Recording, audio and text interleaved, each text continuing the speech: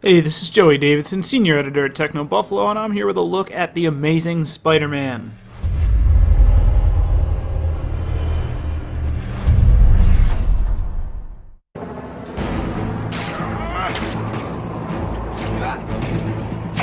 Potential theft reported, over. Alright, The Amazing Spider-Man, the video game, is an epilogue to The Amazing Spider-Man film, which will release on July 3rd in the States. This game has been published by Activision. It's available right now. It was developed by Beenox. Beenox, they made other Spider-Man games like Shattered Dimensions. They've made good Spider-Man games and bad Spider-Man games. Me, personally, I love Spider-Man 2, and my favorite Spider-Man game is Ultimate Spider-Man for the Xbox, PlayStation 2, and GameCube. I feel like that's really the best in the series. I know that some folks are split between that and the original sequel, but I'll go either way.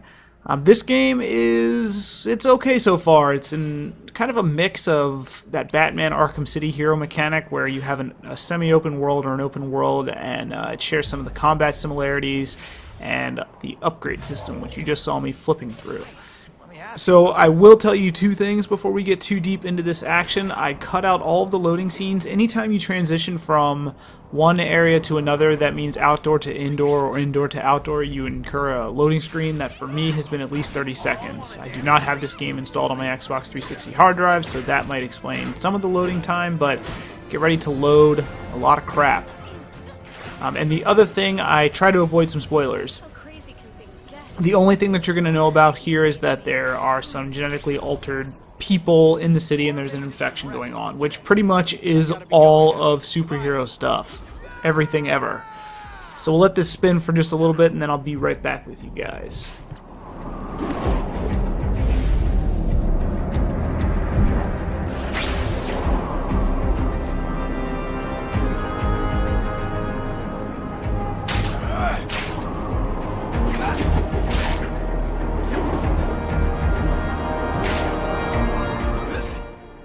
Alright, so if you've already played a Spider-Man game in the past, and you're likely noticing that the traversal system, the web-slinging system, is a little bit unique here. Beenox zoomed in right up on Spider-Man's back. In other Spider-Man games, you're kind of a little bit further behind him, but this effort to zoom in during web slinging and swinging around the city kind of gives you a sense of motion and more speed. One thing that it doesn't really help is the vista lookout of the city.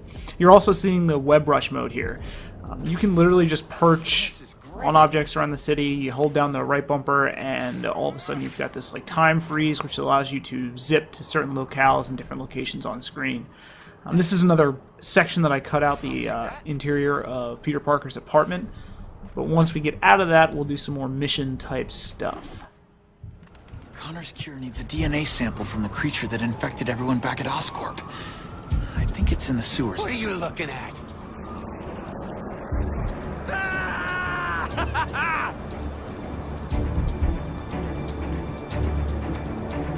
There you are. Whoa, you got me out.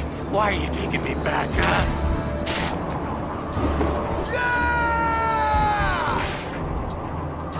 All right!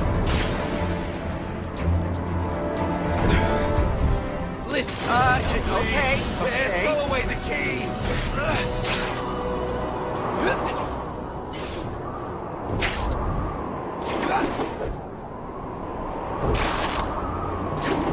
10:30, mugging in progress, over. Now I know what they're up to. They won't know what's coming.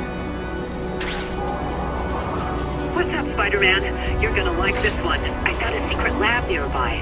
Is it affiliated with Oscorp, or is it part of Alistair Slime's secret agenda? Inquiring minds want to know.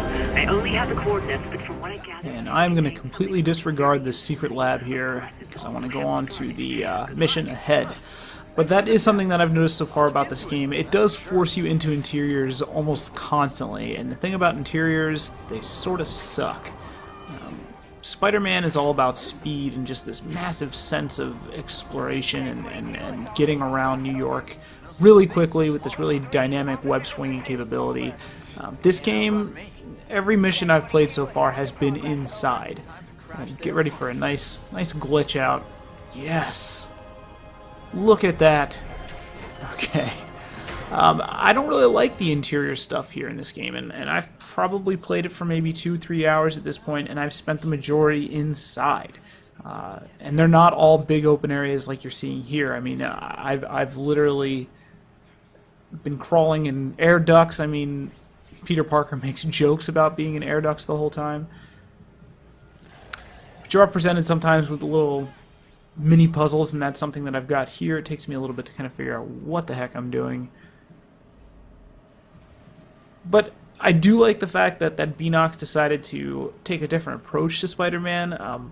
So far, the story has been actually rather decent, which is not something that we can normally say about movie spin-offs or tie-ins.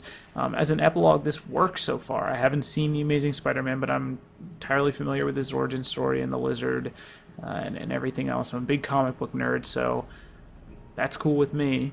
But I will say that like I said, to me, a Spider-Man game is more about web swinging than it is about fighting interiors. It's about meeting supervillains and kind of trying to figure out ways to beat them, and it's also about getting around Manhattan quickly. And so far, at least this early onset of this game, I've done less traversal and more just exploring the interiors of weird places like this sewer system. But it does bring up some interesting Spider-Man mechanics. I just walk right through this poison, I don't even care. Which we'll see here in just a second.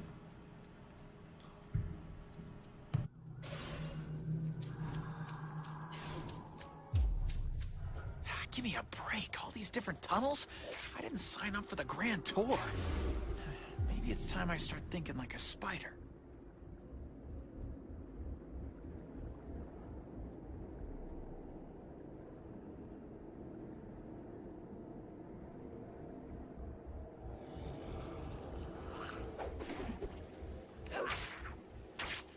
There it is. Maybe if I stay quiet, I can...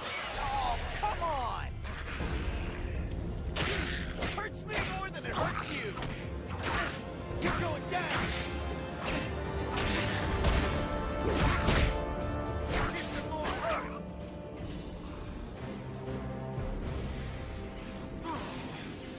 People are starting to turn. Looks like this virus is more aggressive than anyone thought. I gotta work fast before it's...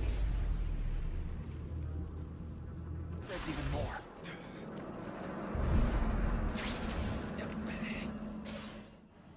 Alright, before we let this close out, I will say that we do have a review for this game coming probably early next week by the time that I beat it. So far, it's a decent Spider-Man effort. I won't put it on par with Spider-Man 2 or Ultimate Spider-Man just yet, but again, I'm only a few hours into the experience, so I'll stay with it and let you guys know. You can read the full review sometime next week on technobuffalo.com. Alright guys, take it easy.